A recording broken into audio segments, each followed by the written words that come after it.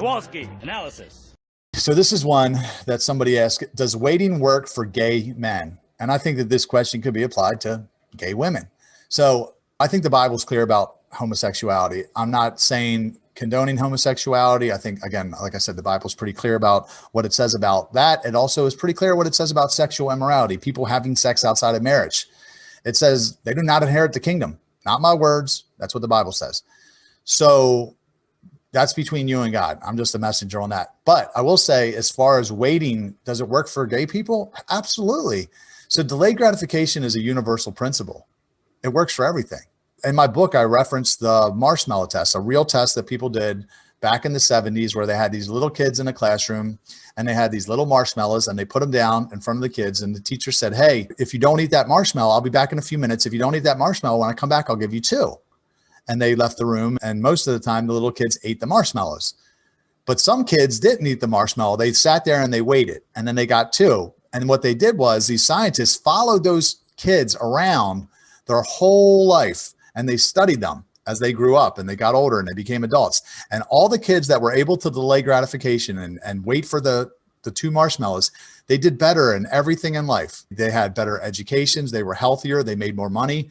And so delayed gratification is a universal principle that applies to everything. I love the definition of failure that says it's trading what you want most for what you want right now.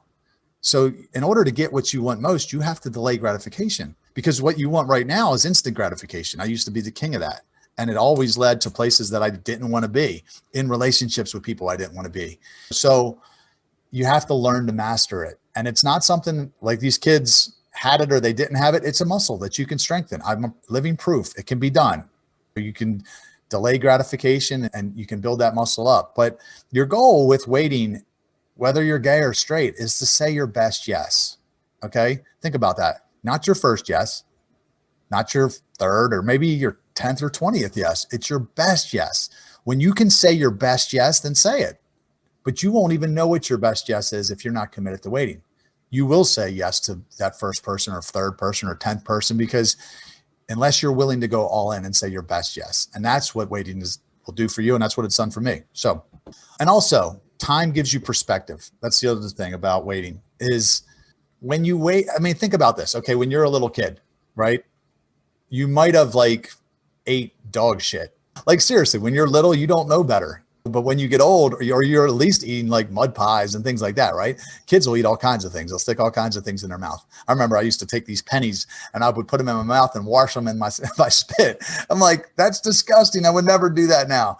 But time gives you perspective. So when you wait and you get to study somebody and learn about that person, then you start seeing things about them that might be red flags, or things that would just cause you not to even be physically attracted to them, because you start to see the person inside. So I think delayed gratification works regardless if you're gay or straight.